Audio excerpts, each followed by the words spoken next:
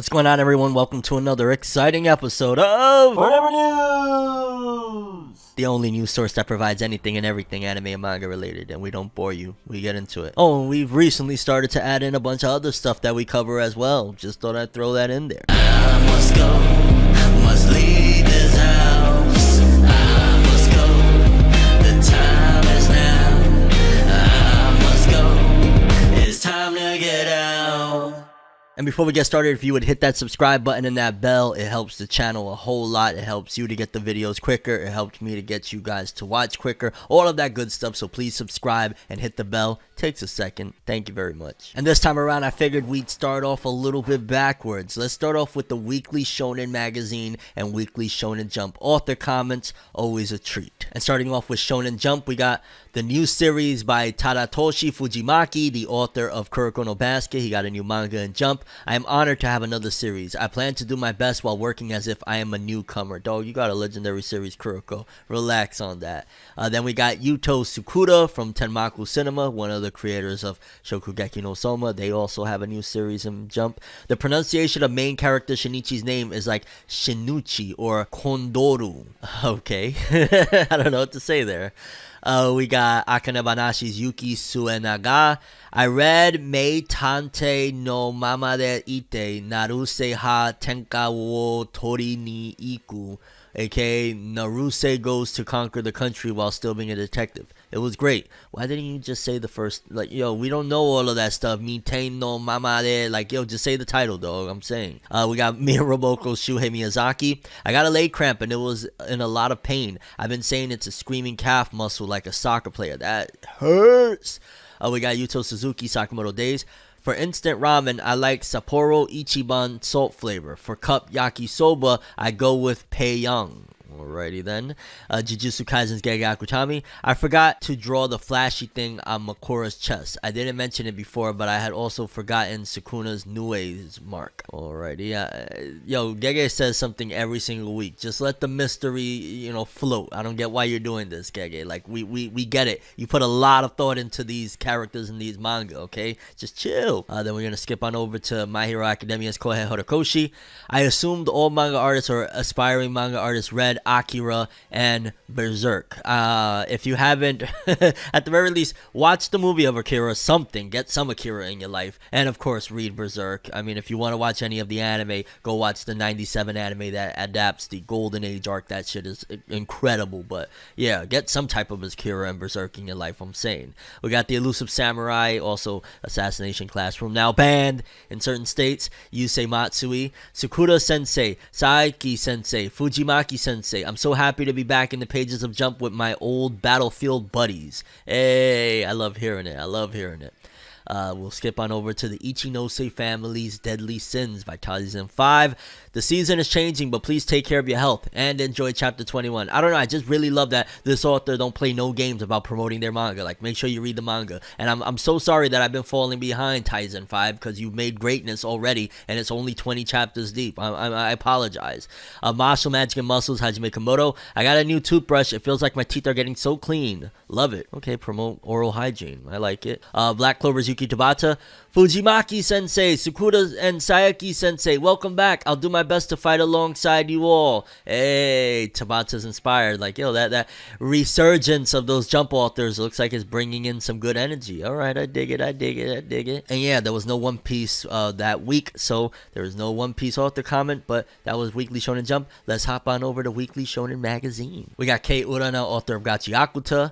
Those who believe in their own strength are cool as... Cool AF, you know what that stands for, and I like that. I don't know if they actually said that per se, but the translators have been getting a little ballsy lately. We got Hiro Mashima, author of Eden Zero, Fairy Tail 100 Years Quest, Fairy Tail, all that.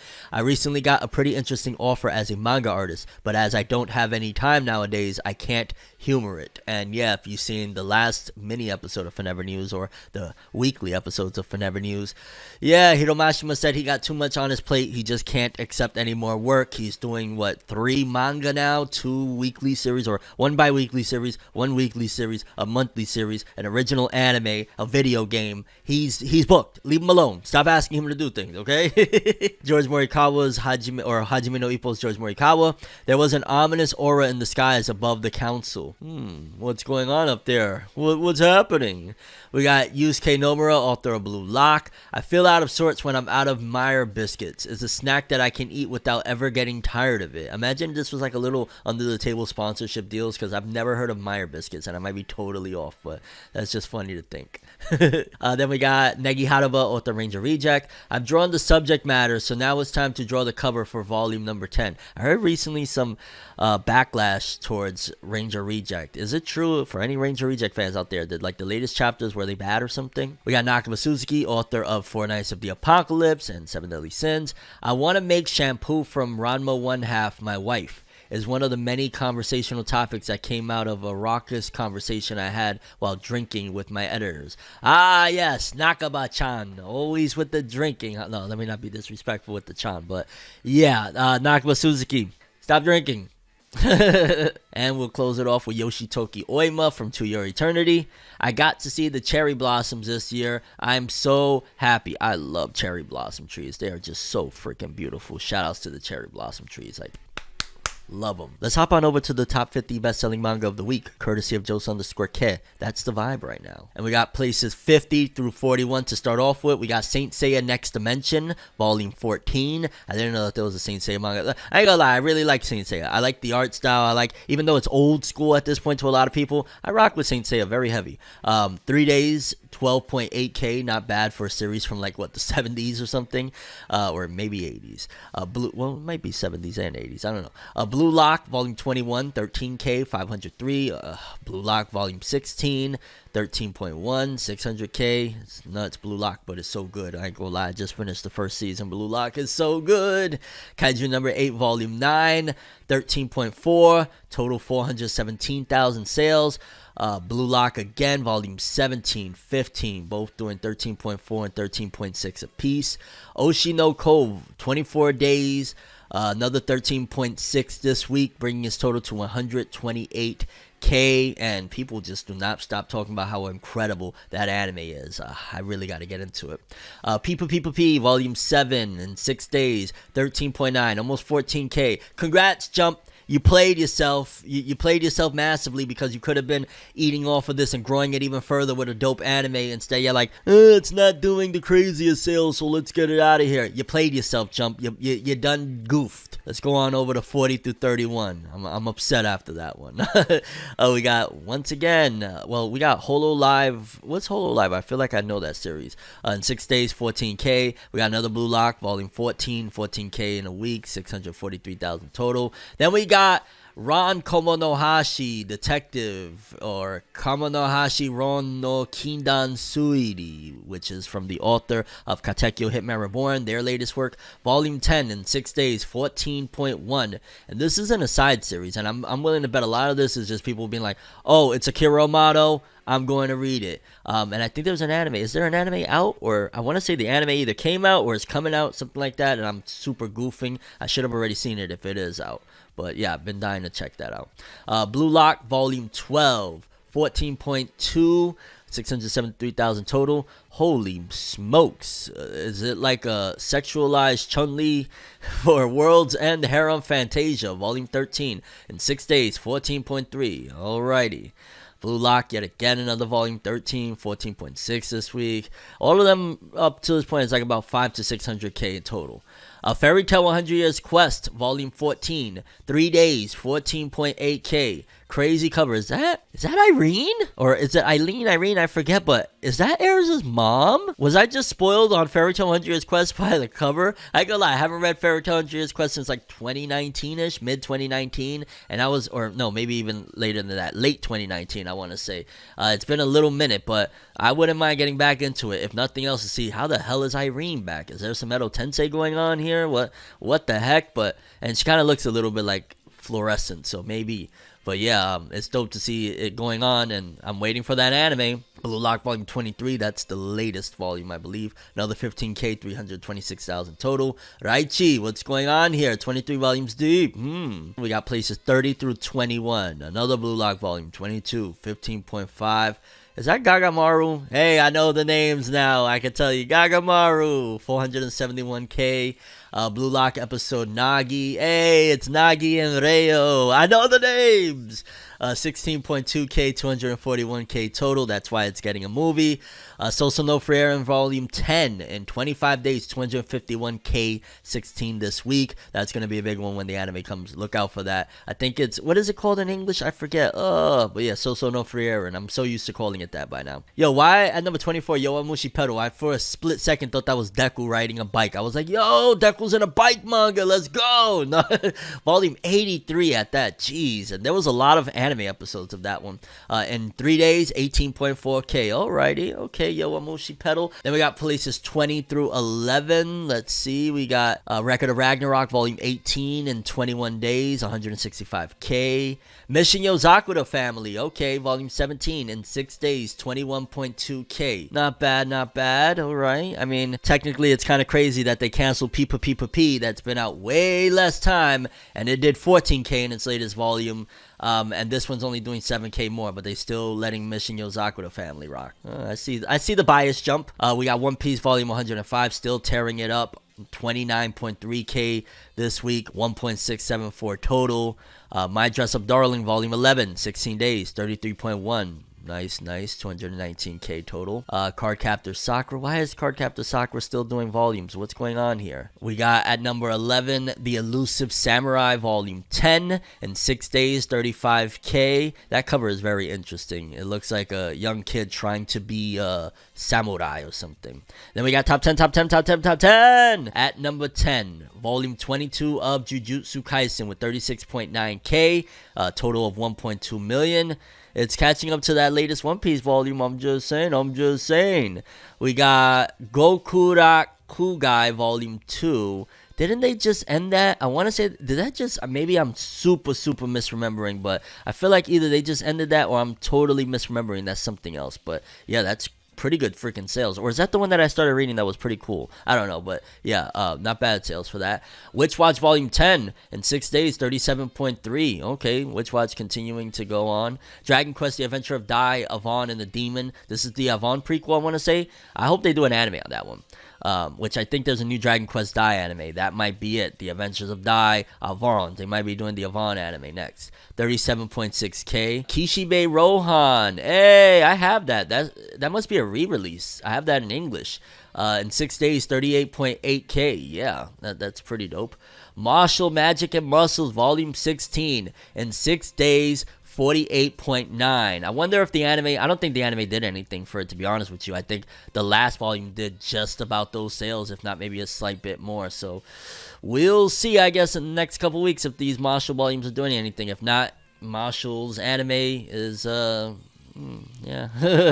We got Sakamoto Days Volume 11, 6 days, 72.6. Yeah, Sakamoto Days' fandom is not letting up. That shit is really doing numbers. I like to see it. Number 2, Chainsaw Man Volume 14 in 6 days, 260k. That's pretty dope for Chainsaw Man. I don't know. It's fascinating how much I thought Chainsaw Man was gonna be. Like, I thought it was gonna be up there with the Jujutsu Kaisens that does damn near 1 million. You know, it does 600, 700,000, 500,000 first week. So to see that it's doing 260, maybe we overhyped it too much. It happens. Then at number 1, Spy Family 11 with in 6 days 661k. Bananas. Huge numbers for Spy Family still, and that's why I truly believe when that movie comes out, it's gonna crush. But there you have it, people. Those were the top 50 best-selling manga of the week, courtesy of Joe_Cat. Moving forward, we got a couple of hiatuses on deck. For starters, it seems as though Black Clover is going into a pretty significant hiatus. It says here, Black Clover Yuki Tabata will be taking a 2-issue break from issue number 23 to issue number 24. Series will be returning on May 22nd and Weekly Shonen Jump issue number 25. So it's taking a 2-issue break, Black Clover. Interesting. Normally it's a 1-week break. Maybe Tabata has been falling ill, and considering the fact that a lot of authors have been taking hiatuses, they've been falling ill. Well, they are always falling ill because working Shonen Jump sounds like it's hell. But yeah, taking 2 issues. I hope Tabata's okay. I hope his family's all right. I hope everything's good on the home front for Tabata. We love you, Tabata. We looking forward to your return. But man, Jump is gonna be and manga. The scene in general of manga is gonna be a little dry. I hope the other authors step their game up. This be the perfect opportunity to steal all the spotlight, because not only is Black Clover going on hiatus, Jujutsu Kaisen is going on a week hiatus as well. It says here, Jujutsu Kaisen by Gege Akutami will be on break in next Weekly Shonen Jump issue number 23. The series will resume on May 15th in Weekly Shonen Jump issue number 24. Yeah, like, they starving us out here in these streets, dog. They starving us on this manga front, so to speak. Because in case you missed it in one of the previous episodes of the weekly FORNEVER News, Boruto is on a 3-month hiatus. We ain't getting a new Boruto chapter till the end of August. This is madness, mad, lad, I tell you, mad. Well, I guess read some of your other stuff, right? And in other news, apparently a couple of things is going to be getting big updates, a couple of anime in particular that are returning here soon, because it says here, Bleach's 1,000-Year Blood War arc TV anime will be publishing its latest information in the next issue of Weekly Shonen Jump, issue number 23, and also Jujutsu Kaisen's TV anime, I'm imagining regarding season 2, will publish its latest information in the next Weekly Shonen Jump, issue number 23. So we're going to be getting Bleach anime news and Jujutsu Kaisen anime news. Now, I ain't gonna lie, it's going to be a very hot summer because Jujutsu Kaisen is returning in July and Bleach is returning in July as well with the next core of the 1,000-Year Blood War, and I'm going to be with my magnifying glass to see which one is going to get the most hype, because both of them are going to just be, it's going to be like the last season where it was, what was it? It was Chainsaw Man and Bleach that everybody was going nuts. Jujutsu Kaisen is a little bit more popular than Chainsaw Man. This is going to go haywire, and I'm really looking forward to it. Whatever the news and updates are, of course, you can find me here on FORNEVER News. Hit that subscribe button if you haven't already. Then, interestingly enough, Toei Animation recently released projections of what they feel the anime and manga market is about to start looking like globally, because they're starting to notice that sales domestically really isn't the future, and it's worldwide, overseas, the phenomenon that anime is, that is what's going to pretty much be the future of anime, because they put out this little graph here, image of the breakdown of sales, and as you can see, overseas sales in comparison to domestic is really where they're going to get their bread and butter, and overseas sales ratio is going to be increasing by like 50%, and it's incredible to see that at the end of the day, anime and manga, but in particular, of course, this is anime because it's Toei Animation, is beyond on the rise, and it's really happening globally. So what I'm saying all this to say is that not only, of course, that this is going to be increasing the fandom worldwide, there's going to be more anime and manga fans born every day, but also I think that this is going to give international fans more of a say-so moving forward on anime and manga, because up until this point, like, even look at Shonen Jump, right? If it's not popping in Japan, despite even if the Westerners are rocking with it, they liking it, they enjoying a manga, they will cancel it. Like, no, Japan ain't rocking with it. When this becomes more of a factor that they're making like 10x more money overseas and globally than they are in Japan on every front, they're going to be looking at, well, it's okay that Japan really doesn't like this, but the West really loves this. The West is really supporting this. How about we just keep it going and maybe we move it to a different magazine? So many series could have been saved. Like Yuki Tabata's first series, Hungry Joker, could have been saved. Samurai 8, if it was rocking in certain areas, could have saved. Although, I'll be fair that Japan and the West really wasn't rocking with it either, so maybe that one wouldn't have survived. But there's plenty of series. Hunter's Guild Red Hood 100% would have survived if it was that, it was 10x more popular over here than it is in Japan. They probably would have moved it to a sister magazine or something, or Jump Plus, and boom, this is going to be massive. So even though this is a Toei graph, and this is really like about, One Piece anime and things of that nature, this gives us insight into this is the future of anime, and overseas sales are climbing dramatically by like 50% already, and this is the future. Overseas sales is going to dominate, and again, give probably the consumers over here in the West more of a say-so moving forward. So look forward to that. Then, in a little bit of gaming news, I got a whole bunch of excerpts from V-Jump magazine on the upcoming Naruto gaming stuff. So they got a new Minato with the Nine Tails chakra form for Shinobi Strikers, who's still playing Shinobi Strikers. If you're out there playing Shinobi Strikers, kudos to you, but never was my bag at all. Then they also got some, I guess you would say cutouts in particular, of Naruto Storm 4 stuff. We talked about it in a previous episode. This is, again, one of the shots of Boruto with somebody at a kunai at him, Naruto's Baryon mode that's going to be in the Storm game, Sasuke's new Hokage support mode, and that big red Suzume in front of Boruto, which is probably going to be an insane boss battle. I hope maybe that would be dope if that was Shin Uchiha. Who knows? Maybe imagine it goes all the way into like the manga stuff. I heard it won't, but that would be fascinating if it went into the manga stuff. I'm just saying. Then another page, I believe this is for the mobile game Naruto Boruto Borutage.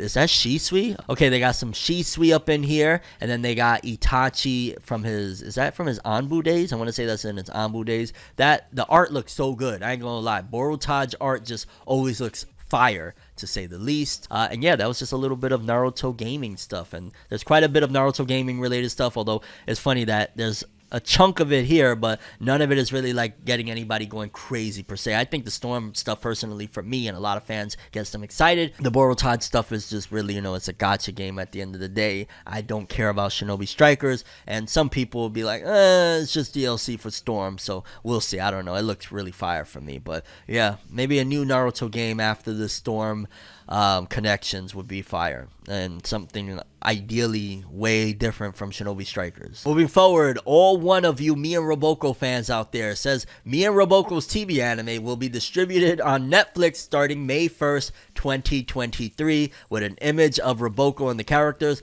And I'll keep it all the way gully. A little birdie brought a TV screen flying into my room with the episodes of Me and Roboko on it, and I happened to just catch all of the episodes of Me and Roboko.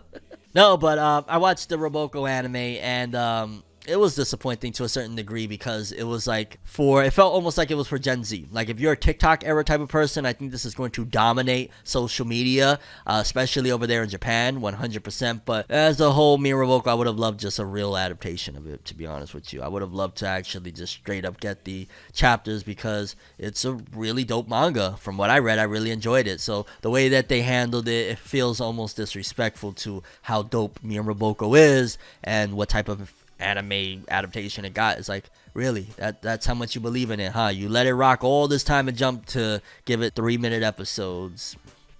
Moving forward, Naruto fans in particular, anybody that's been up to date with the Naruto Konoha story spin-off manga, apparently it's coming to an end. Likewise, I want to say, if it hasn't ended, the Sasuke manga is ending any day now. It says here, Naruto Konoha story spin-off manga ends in 2nd volume. Shueisha is listing 2 compiled book volumes of Natsuo Sai's Naruto Konoha story, the Steam Ninja Scrolls, the manga, the spin-off manga based on Sho Hinata's Naruto Konoha story, the Steam Ninja Scrolls novel, which will both ship on June 2nd. The manga will end in its 2nd volume. The spin-off manga launched in Japan, of course, October 29th, which I didn't expect for it to still be going at this point. Kind of dope stuff there. And in case you don't know about it, the retired Kakashi and Guy head to a hot springs in the land of hot water with their bodyguard, Sarutobi Mirai, a story connecting 2 generations through the power of bonds. And that was like a novel from like 2016, and it got adapted in the anime as well, the Boruto anime. So it doesn't feel as fresh. That's why I didn't stay up to date with it, to be honest with you. And then the Sasuke manga,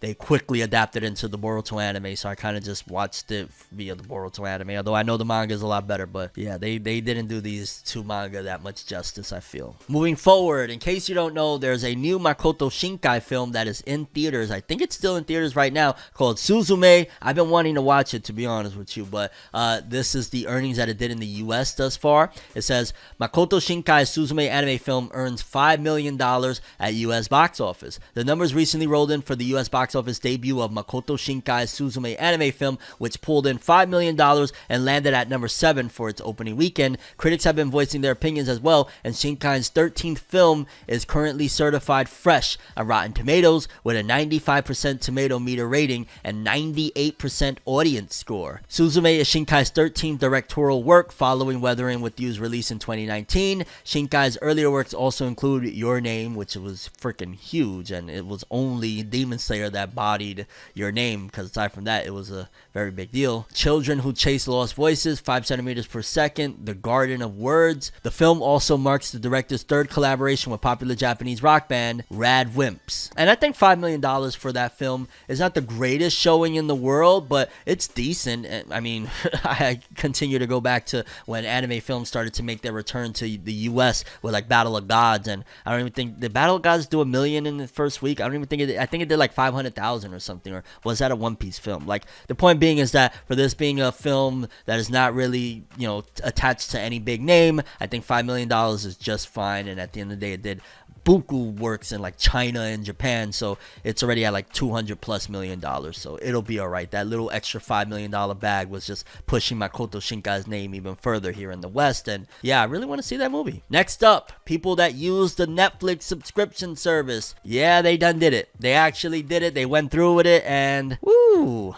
let's read. Netflix rolls out password sharing limit to US, more markets in the second quarter. Netflix is bringing its new password sharing policy to multiple other markets, including the United States, by the second quarter of the year. Netflix launched the new policy in test markets Chile, Costa Rica, and Peru February 5th. The company then extended its new password sharing policy to Canada, New Zealand, Spain, and Portugal later that month. Netflix said that in each of its countries there was an immediate cancel reaction, but it was eventually eclipsed by former shares creating new accounts or paying more to formally add new users to existing accounts. They probably are spitting a whole bunch of crock just to get people to say, yeah, why not? The company had shared the policy on its United States fact page before removing it and attributing it to an error. The deleted policy page stated that all the devices using a singular Netflix account must be associated with one singular primary location that the company will verify through mandatory logins to the same Wi-Fi connection every 31 days. Netflix will prompt secondary users from other locations to register for their own account or for a second account. Subscribers who are traveling for an extended period of time will be able to request a temporary code for hotel smart TVs, company laptops, and more in-transit devices for 7 consecutive days at a time. Subscribers will be able to add up to 2 secondary users. This is so complicated and so annoying, I'm gonna be honest with you. Like, you'll be able to add up to 2 secondary users who reside outside of the account's primary location for an additional charge. It's like, Netflix, what are you doing? The streaming service is also offering a profile transfer feature under the new policy that will enable users to transfer queue lists and watch history to another account. The company announced that it added 1.75 million subscribers in the first quarter of 2023, bringing the global total of Netflix subscribers to 232.5 million, the highest number of subscribers in the world for a single streaming service. Lastly, Netflix announced that it will end its DVD rental service after 25 years. Wow, who even knew that they were still doing that? Yo, it will ship out its final DVD rentals on September 29th later this year. The company began in 97 as an online DVD purchase and rental service, but shuttered its DVD sales service after a year. Netflix then became well known as a DVD rental service, with its packages coming in iconic red envelopes. The company launched its streaming service in 2007, which overshadowed its rental service over time. That's, yeah, I totally forgot that they did that. I was thinking of, what was the Redbox service? It wasn't Netflix. I thought it was different. It was like the Redbox or whatever. But yeah, DVDs and Blu-rays just aren't as popular as they once were. They're still a big deal, but they're not a big enough deal to streaming services where they don't have to spend, you know, shipping, storage costs, and nothing like that. It's just press a couple buttons on whatever device and watch our shit. So yeah, I understand, and it's a shame. DVD rental service after 20, not even a shame. Who cares? I don't know. Let me not even cap right here. Like, who cares? Who cares? Moving forward, Nura Rise of the Yokai Clan by Hiroshi Shibashi has reached 13 million copies in circulation. And of course, in case you don't know, we reported on a couple episodes back on FORNEVER News that there's a new Nura 4 stories of the manga that were going to be published in one of the sister magazines of Shonen Jump. So look forward to that one. And I'm imagining that's why they put out this little press release, to get little words circulating and promo going and getting people thinking again about Nura Rise of the Yokai Clan. And it's crazy that back in the days, 13 million copies, like, you know, Nura looked like it was one of the big dogs. It was a very massive hit. But in retrospect now, compared to where manga has grown, 13 million copies, people, you know, like, look at Black Clover. Black Clover is over 13 million copies, and people call that a flop. Back in the days, nobody called Nura Rise of the Yokai Clan a flop. That is the difference of the times that we're in right now. Big shout outs to Nura and big shout outs to Black Clover. I just got to throw that in there. One Piece fans, we got a couple of pieces of news for you. For starters, One Piece will be once again holding this year the special live streaming event One Piece Days on July 21st and 22nd. More information will be revealed soon, and I'm imagining that's probably going to be where they reveal like all of the, you know, One Piece products, like when is the next One Piece magazine incoming, what's going on with the series as a whole. I don't expect big announcements like, hey, here's the new film, considering Film Red just finished in theaters or whatnot. But yeah, that's pretty much where they just announced like a lot of the One Piece related stuff of like the different merch and things like that. So nothing huge per se will come out of it, but I'll keep you guys posted on that. Then I needed to give you guys an update on this because almost around exactly the same time that I had posted the episode of Forever News where we was talking about the One Piece live action test screenings, that there was rumors circulating that One Piece's Netflix live action had test screenings and that they bombed horribly. Shortly around the time I posted the episode, reports came in that that was false, because yeah, a lot of people close to the scene, including content creators and all sorts of people, came out and said no, Netflix's One Piece did not flop any test screenings despite recent reports. Fans can breathe a bit easier. Essentially, those were false reports that the One Piece live action had any test screenings of sorts, or that they bombed or anything like that, which is good. I'm glad to hear it. I mean, still, I'm going to be on my toes about this one, but I'm glad to hear it, because at the end of the day, anybody that wants this to fail or wants this to be bad, that's their problem. Like, I don't look at those people, because at the end of the day, there's no changing your mind. You want this to be bad. You want this to suck. You don't want to enjoy this. You're going in there, no matter what happens, you want it to be just bad, and you want to, you know, write on Twitter or whatever social media platform, oh my god, they did it to One Piece, it's horrible. That's your problem.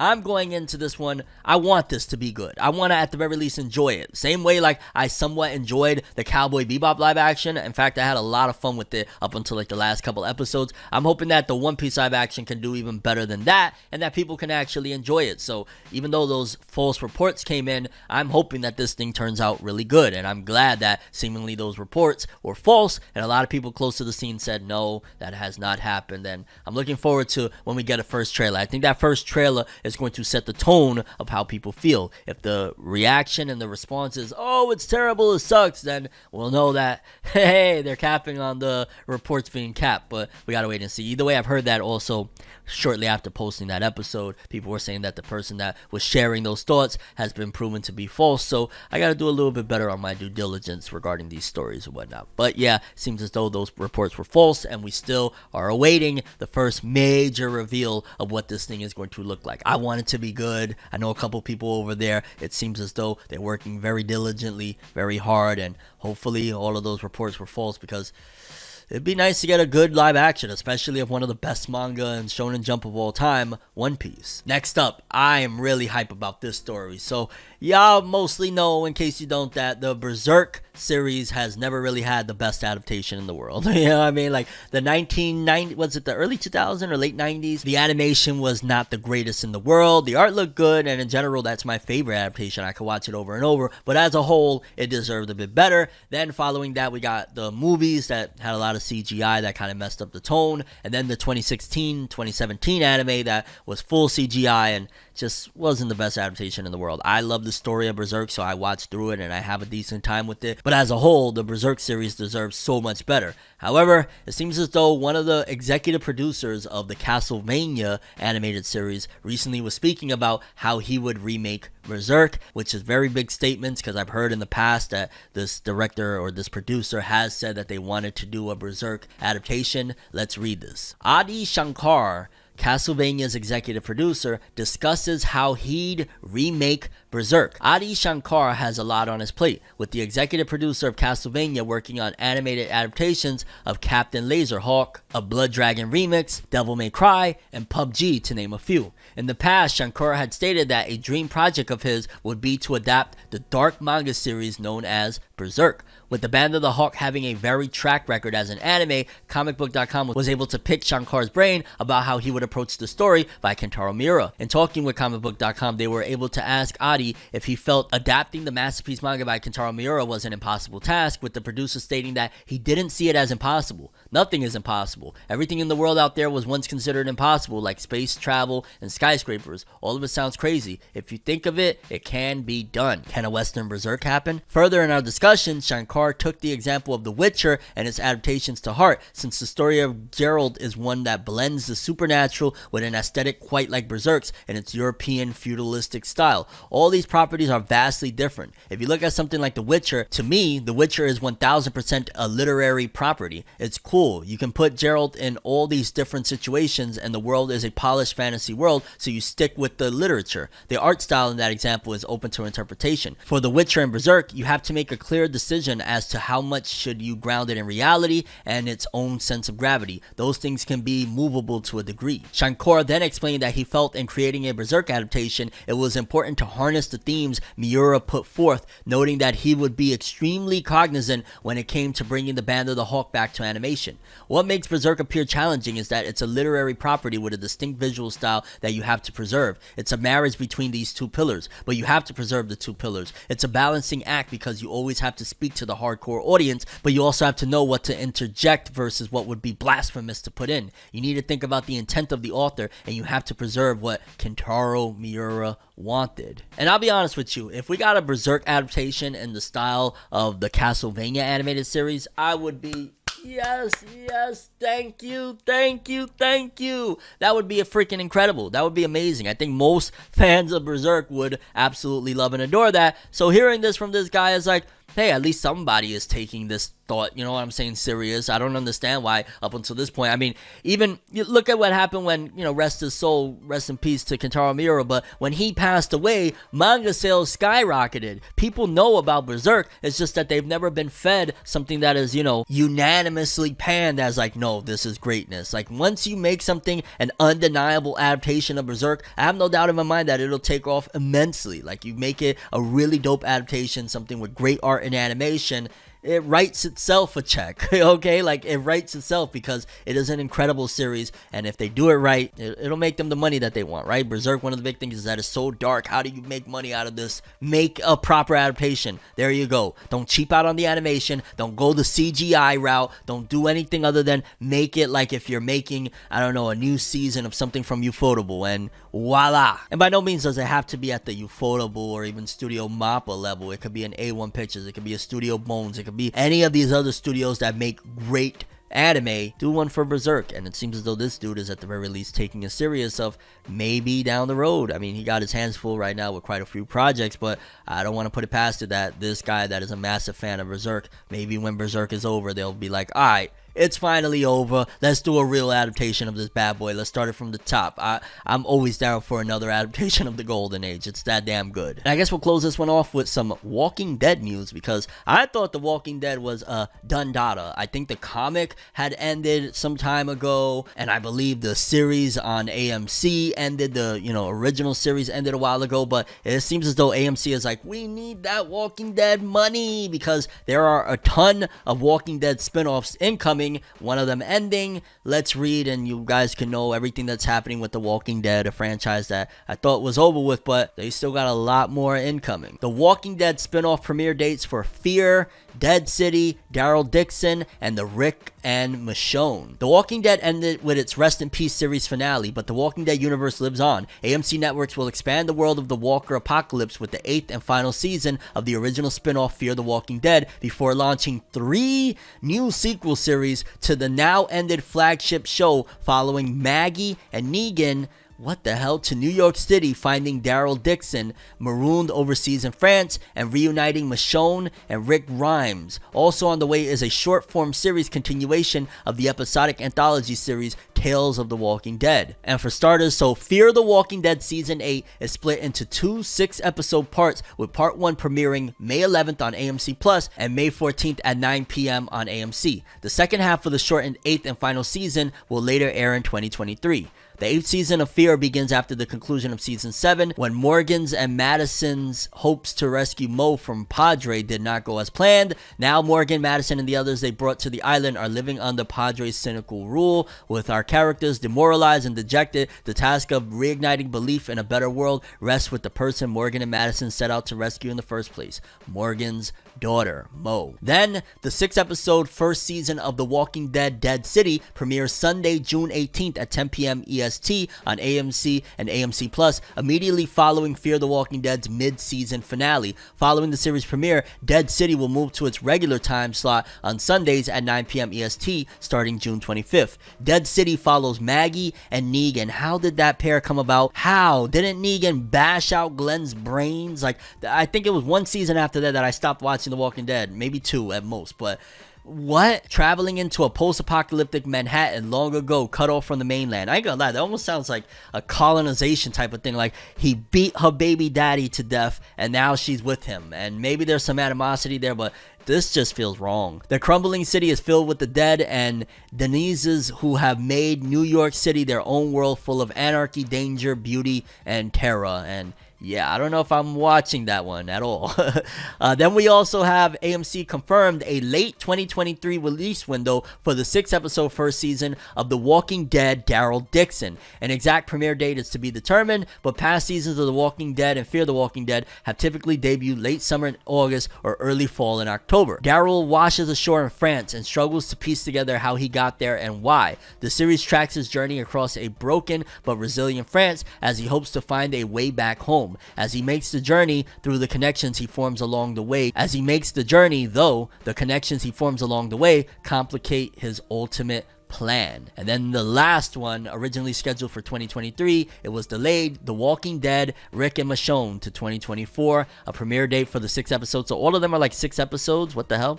The series presents an epic love story of 2 characters changed by a changed world, kept apart by distance, by an unstoppable power, by the ghosts of who they were. Rick and Michonne are thrown into another world built on a war against the dead and ultimately a war against the living. Can they find each other and who they were in a place and situation unlike any they've ever known before? I mean, how much more worse could it get? They've been in some shit.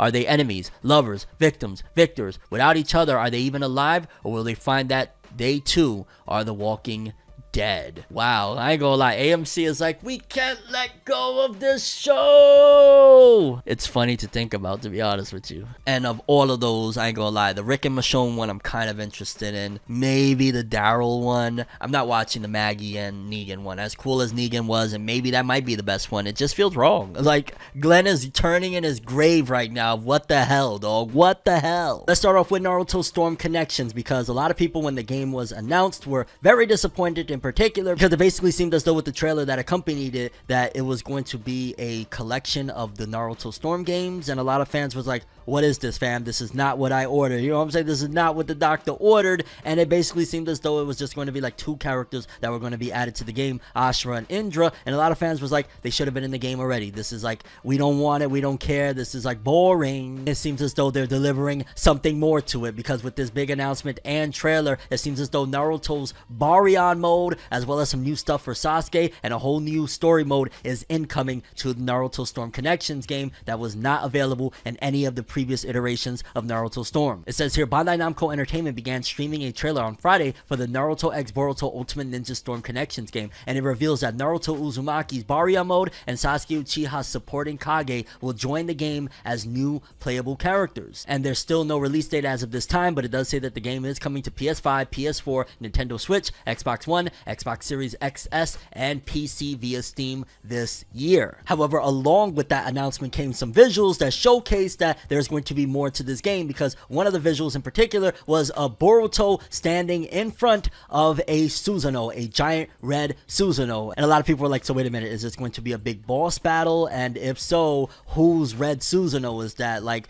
could it be Sarada's? Could it be like, whose Susanoo is that in the game? And then there was another image that came as well that showcased Boruto in front of somebody holding a kunai to his face. And looking at those hands, to be honest with you, at first glance, I would think, well, maybe could it be Sasuke or older Mitsuki? Like, who's there putting the kunai to our boy's neck? Not really sure, but definitely something exciting to know that there's going to be an original story mode for Naruto Storm Connections, and it's not going to just be a recycling of the same old stuff that we already played many years ago. Very hyped stuff. Looking forward to it. Naruto Storm bringing some greatness. Not to mention the new character designs for the Baryon mode and Sasuke's new support Kage mode looks pretty freaking awesome as well. And in general, it looks like it's going to be fire. Moving forward, Dragon Ball fans, especially longtime fans of the franchise in particular regarding Dragon Ball Z, might get a massive kick out of this one. Now, most people don't really pay attention to the Super Dragon Ball Heroes anime because it's mainly just short episodes that are meant to promote the Super Dragon Ball Heroes game in Japan. It's a card game, but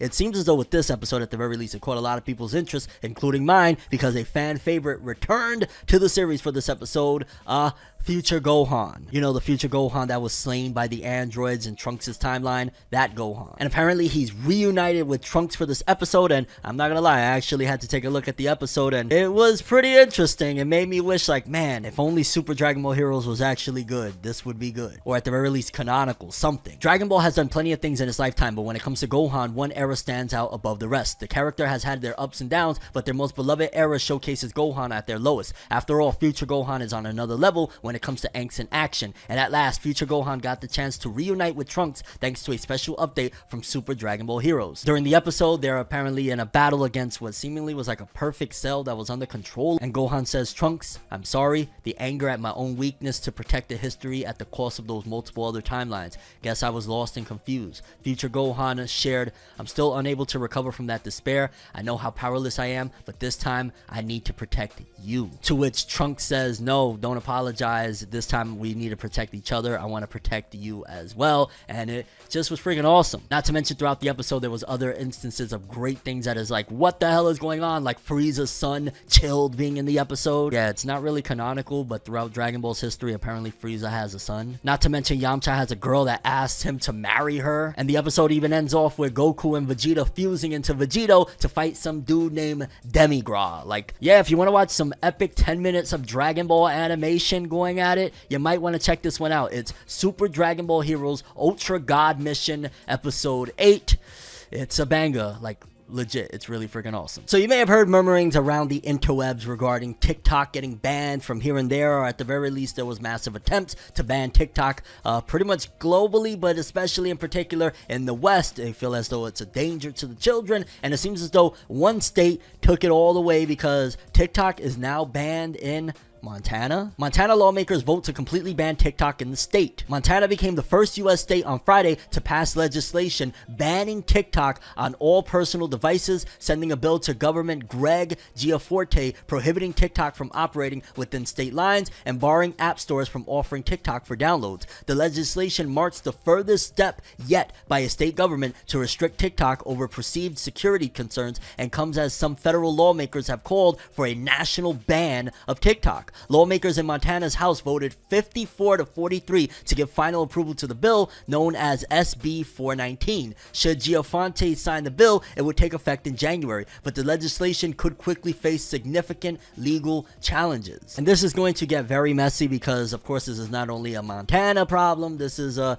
nationwide problem where a lot of places want to ban TikTok due to security reasons, although I will throw the argument that, yeah, it's not only TikTok that is getting everybody's data and gathering and farming everybody's whereabouts and everything about them. Like, majority of social media platforms are doing it. They're only using this as an excuse to get TikTok up out of here, and for them to just kind of be going at TikTok, basically saying like, yeah, China is the issue. It's kind of like, well, I think this goes a bit above just social media platform battles. It seems as though this is more taking TikTok into a political standpoint because of all of the rising pressures of what's going on globally. The US is like, all right, TikTok, yeah, y'all with China, say less, y'all up out of here. So Montana took the first step, and I wouldn't be surprised if we start seeing more and more. I remember reading an article not that long ago that certain campuses in Florida have already banned TikTok as well. So it's only a matter of time before TikTok, if it continues on in this trajectory, is going to be up out of here permanently nationwide. So I'd say prep yourselves for it at the very least. I mean, I'm not a big TikToker. I've been more of a YouTube dude, but yeah, and my heart goes out to the content creators over there. They're the ones that I feel bad for the most because they're just trying to do what they love and make a living off of it, and it's unfortunate that they're victims to something that is a lot bigger than most of us when it comes to politics. But I guess we'll stay tuned and see what happens with TikTok. This one caught me off guard. Apparently Netflix is in talks to remaking Squid Game, but an American remake. Like, huh? According to entertainment industry podcast The Hot Mic, Netflix has ordered an American remake of Squid Game. Additionally, David Fincher has been linked to the project. An American remake of the show has been rumored for some time as Netflix looks to capitalize off the show's success for as long as possible. However, this is the first major confirmation that the project is going ahead. Questions immediately arose about the project. How different would it be from the original? Would the same satirical tone and exploration of themes such as capitalist exploitation remain? And perhaps most pressingly for the internet, why are you doing this? Because let's keep it real. Everybody that watched Squid Game, including me, this is one of the very first times I think I've ever seen a Korean live action drama, and I stood through for the entire thing. I'm like, it doesn't need one. Like, minus the ending that I was kind of conflicted with. I'm talking about the very ending of what the main character chooses to do opposed to what I feel he should have done. Ultimately, I feel like it was an amazing show and doesn't need an American remake. It almost sounds like they're trying to whitewash. I mean, adapt the materials for an American audience. Yo, what the fuck? What are you doing here? Again, it kind of feels like it's going into a more bigger aspect and a bigger problem of the political landscape of what's going on in the world. But yeah, that's a different topic altogether. Either way, it seems as though Netflix is potentially pushing forward for a Squid Games remake, American remake. I don't know.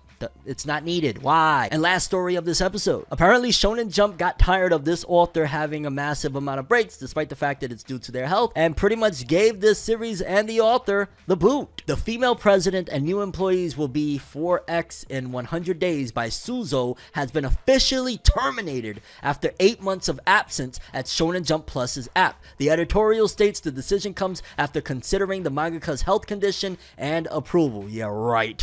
I ain't gonna lie. It does make me a little bit worried to a certain degree for authors like the author of Ruri Dragon, considering the fact that Ruri Dragon has been on hiatus for quite some time. It might just very well be that some of these authors are not ready for the rigorous conditions of working as a manga author in a weekly magazine or in a weekly publication in general, and probably some of them are biting off more than they can chew. They're ready and excited to become a mangaka the second they realize that they are glued to a chair for 20 to 21 hours a day every day of their life. They're like, yeah, I think I'm gonna take 8 months off. And Shueisha's like, yeah, I think you're out of the magazine for good. Get out. So while I wasn't a fan of this manga, definitely a very sad case altogether. I'm always very sad when these authors' dreams come shattering because I'm sure they worked very hard to get into this magazine, and now to be given the boot from Shonen Jump Plus, it's shame. So Boruto manga fans, if you've been following the series up until this point, then you know as of recent, it's been feeling like the series was about to go under a massive overhaul. The entire tone of the series has switched and a lot of terrible disaster things has happened to the main character Boruto himself. However, unfortunately, it seems as though the author and the creator Masashi Kishimoto and the artist Ikimoto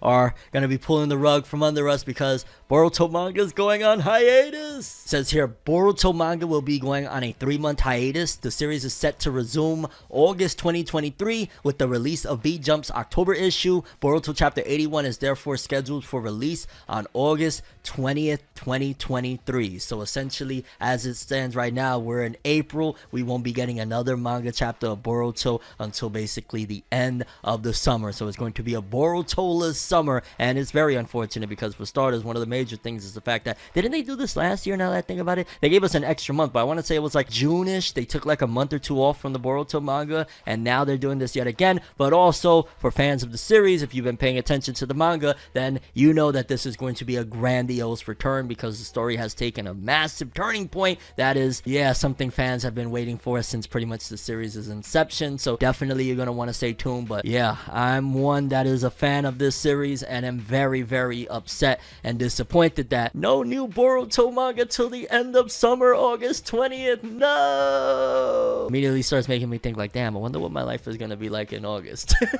But yeah, people, Boruto manga, the last chapter you will be getting is here in April until August. Bummer. Moving forward, anybody that knows about Pokemon, if you've been following the stories, apparently Pokemon anime has recently finished off the journey of Ash, Ketchum, and Pikachu. They are no longer going to be in the anime. However, the anime is returning with a whole new spin, and here's the info of what we know so far about this series, and I'm talking about, we got details about the story. It's not just the character designs. Let's read. Pokemon Horizons, the series, has made its premiere in Japan with a special hour-long first episode introducing the basis for the new characters and story. And apparently Pokemon Horizons episode 1 is titled The Pendant of Beginnings. Liko, a girl from the Paldea region, has enrolled at Sekai Academy, a boarding school in the Kanto region. Okay, so they're taking it to the Kanto region where Ash is from. Liko is delighted to receive her first Pokemon, Sprigatito, but it doesn't listen to her at all. While Liko struggles to deepen her bond with Sprigatito, on the other hand, suspicious people appear who are looking for Liko's mysterious pendant. Oh god, don't tell me Team Rocket is already back. The Pokemon Company teases the international synopsis of Pokemon Horizons, the series, as such.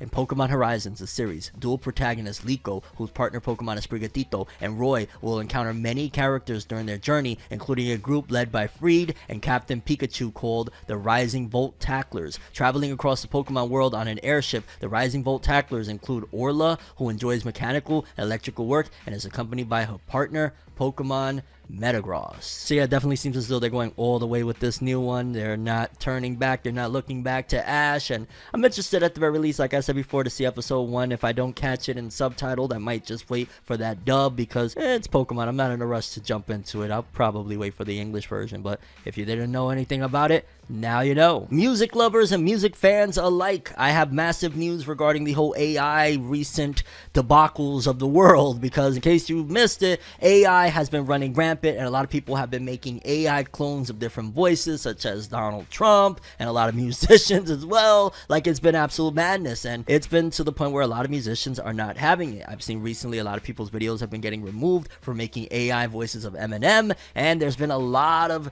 Drake AI creations. However, it seems as though finally a company is standing up to this whole debacle, and yeah, it's the biggest one of them all, Universal Music Group. Because in case you didn't know, Universal is pretty much like damn near the entire music industry, because Universal Music Group has responded to a viral AI generated song by Drake and The Weeknd, calling it fraud and telling streaming platforms to ban the technology. And I'll be honest with you, I 1000% agree, ban the technology. And in fact, I hope that a lot of musicians stand together in solidarity to rid this technology from infiltrating, because if this technology becomes a thing, if this technology becomes a staple in music, it'll be over for the people. Pretty much the music industry will just consist of, at that point, of a bunch of AIs of previous artists, and new artists won't even be real. Like, they could make up whole AI created people. I just heard the other day a freaking Obama song, Obama with Biden bringing it in. It's like, what is going on here? Either way, yeah, get these AI technology things out of here. It's like, come on, dog, come on. Not to mention, I've heard a lot of those AI created joints and they just sound bad to me. Like, there's no soul at all. Like, no pun intended, but they suck. Moving forward, fans of Hiro Mashima, aka the creator of Fairy Tail Eden Zero,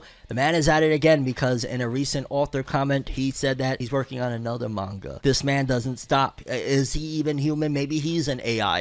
Let's read this. I'm working on an original anime. It's a totally new IP that's neither Fairy Tail nor Eden Zero, but after doing the planning, character design, and screenplay, I started thinking I might try doing this on my own. However, the theme is a genre I've never tried before, so it's very difficult. In my case, I think I have the image of a manga artist who draws battles in fantasy, but I started this with the idea of maybe I should try something else, and it's been one problem after another. As of now, I finished the character designs and the script for episode 1, but when I read it afterward, it wasn't interesting at all. I wound up throwing it all away, and I'm currently rewriting it from scratch. I wonder when I can announce it. On top of that, I'm also preparing for a monthly series. Oh my god, yes, there's a monthly series and the anime.